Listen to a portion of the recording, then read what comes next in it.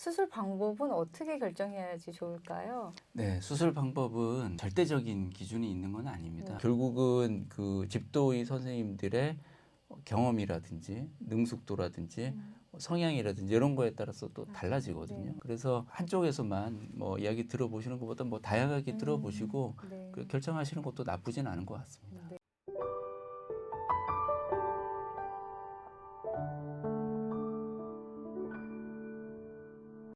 다양한 수술 방법에 대해서 지금 계속 들어봤는데요. 사실 수술 방법을 결정하는 게 쉽지는 않습니다. 가끔 환우회 분들 보면 환우회 분들끼리 막 또 수술 방법을 막 서로 추천해주고 막 이런 경우가 있는데 수술 방법은 어떻게 결정해야지 좋을까요? 네, 수술 방법은 절대적인 기준이 있는 건 아닙니다. 네. 그래서 제가 환자분들한테 설명드릴 때는 부분 절제를 할 거냐, 전절제를 할 거냐를 네. 일단 먼저 결정을 하고요. 네. 두 번째는 이제 수술 방법에 따라서 개복 수술, 복강경 수술, 로봇 수술이 있고 각각 어떤 장단점이 있는지를 제가 설명을 드립니다. 네. 그러니까 쉽게 말씀을 드리면 개복 수술은 뭐 회복도 느리고 상처도 크고 그런 단점이 있지만 네.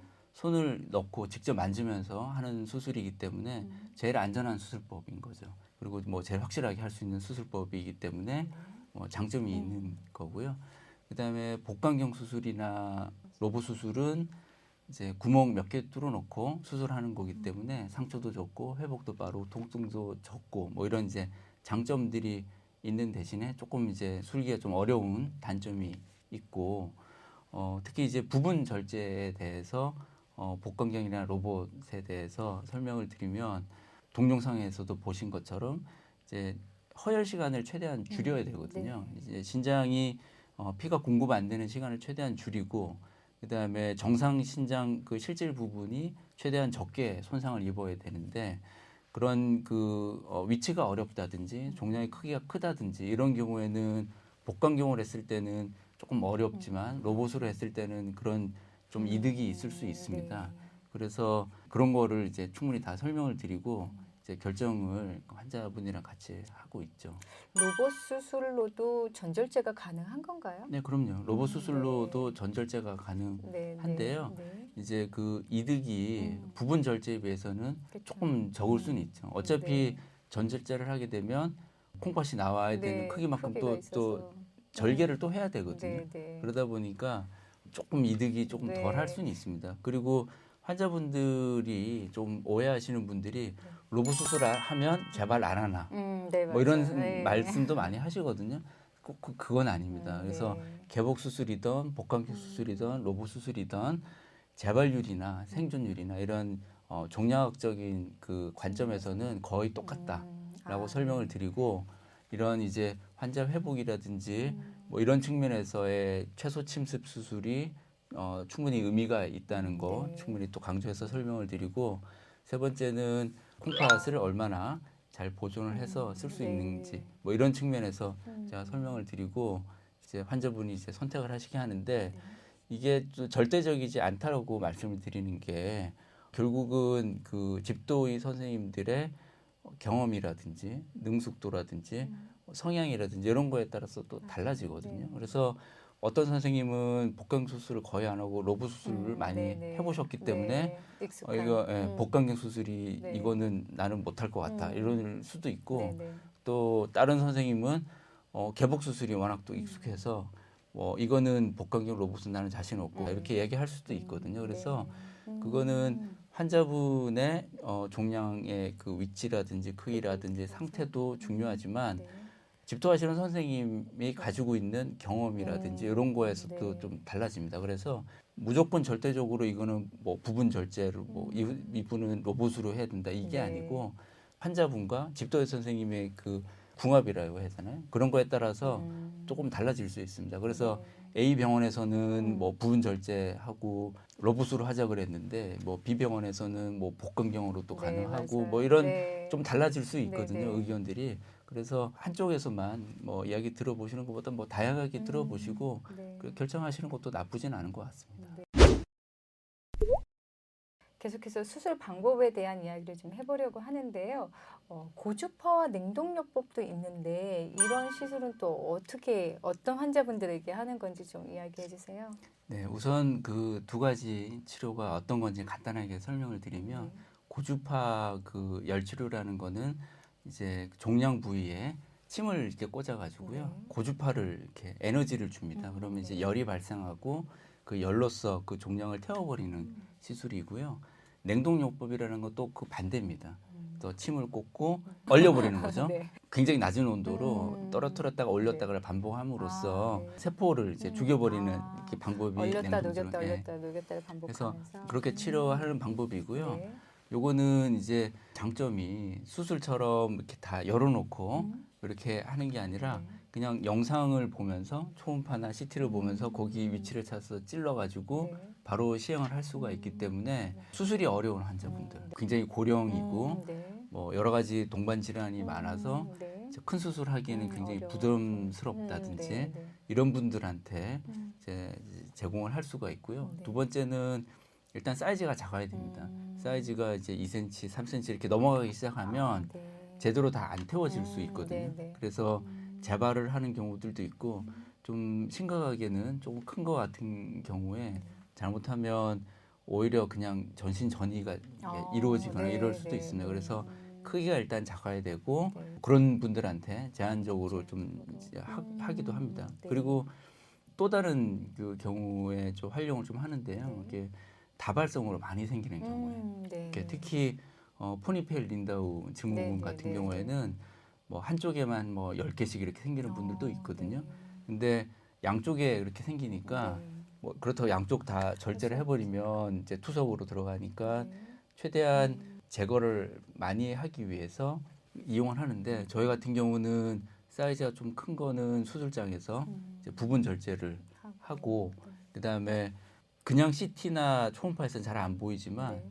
이렇게 콩팥을 다 이렇게 박리를 한 상태에서 직접 이렇게 보면 또 숨어 있는 게 또 조그마한 것들이 네, 네, 이제 네. 찾아지는 경우들이 있거든요. 이제 그런 것들을 수술장에서 고주파 네. 요법으로 다 태워버리기도 합니다. 그래서 많이 할 때는 부분 절제 한 3개, 네. 한쪽 콩팥에서 네. 하고 태워버리는 거 한 4개 뭐 이런 식으로도 수술장에서 또 하기도 합니다. 네. 그럴 때는 저희 영상의학과랑 저희 이제 비뇨의학과랑 협진을 해서 사전에 긴밀하게 계획을 잡고 수술방에서 그렇게 진행을 하고 있습니다. 네. 그러면 이제 진행성 신장암의 수술은 좀 어떤 식으로 또 이루어지는지도 궁금하거든요. 아까 앞에서도 살짝 말씀드리긴 했는데 신장암은 수술을 해서 최대한 제거를 해줄 수 있는 만큼 제거를 해주면 그만큼 예후가 좋은 암이기 때문에 전이가 있는 환자라고 해도 이제 수술을 시행을 합니다. 그래서 아까 말씀드린 대로 가급적이면 젊고 건강하고 그다음에 동반 질환이 적고 그다음에 제거할 수 있는 종양의 퍼센테이지가 높을수록 좀 유리합니다. 그래서 그런 환자들한테 제한적으로 우선은 시행을 하게 되고요. 특히 이제 폐 전이가 한 군데만 있다든지 아니면 간에 전이가 한 군데만 있다든지 아니면 부신에 한 군데만 있다든지 이런 식으로 단일 병소에 전이가 있는 경우는 그거를 다 제거를 할 수가 있는 경우들이 있거든요. 그렇게 다 제거를 했을 때는 수술적인 그 완치를 일단 한 상태로 예후가 제일 좋습니다. 그래서 그런 경우에는 최대한 이제 수술로서 다 제거를 하려고 노력을 하고요. 꼭 그렇지 않다고 해도 전이 부위가 그렇게 많지 않은 경우는 일단은 없앨 수 있는 만큼 없앨 수 있는 게 이제 제일 좋은 방법입니다. 그리고 이제 저희가 이제 혈액정맥내과랑 긴밀하게 협조를 하는 이유는 수술의 타이밍을 어떻게 할 거냐 이게 또 중요한 이슈거든요.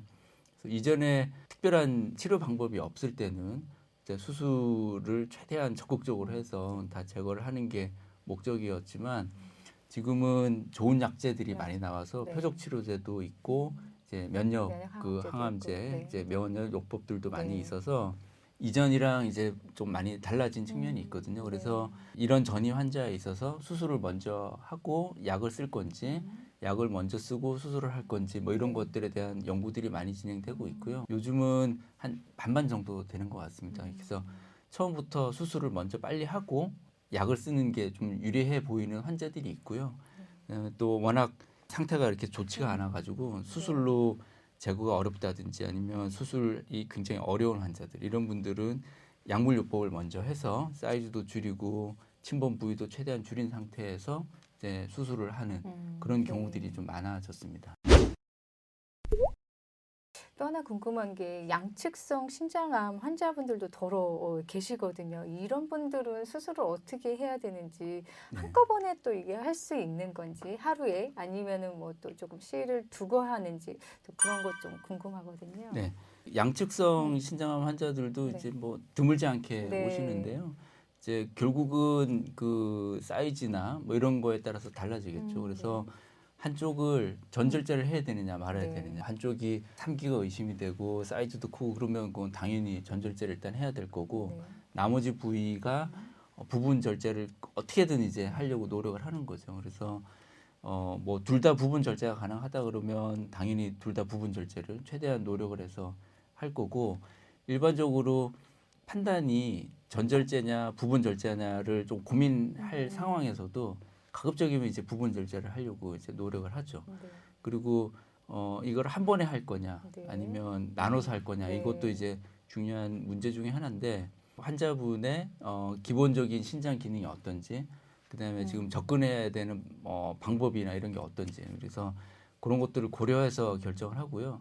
만약에 큰 그게 없으면 저는 가급적이면 좀 나눠서 하는 측면이 있습니다. 네. 그래서 한쪽을 하고 콩팥이 조금 회복되는 거를 봐가지고 네. 반대쪽을 한다든지 네. 이런 식으로 접근을 하고 있고요. 상황에 따라서는 한 번에 할 수 있는 경우들도 또 있습니다. 이제 네. 그런 경우는 이제 환자분이랑 충분히 상의해서 결정을 네. 하고 있습니다.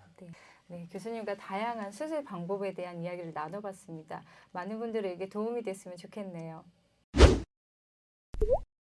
수술 방법이 이제 정해지면 수술을 하기 위한 또 여러 가지 검사를 하게 되는데요. 어떤 검사들이 있을까요?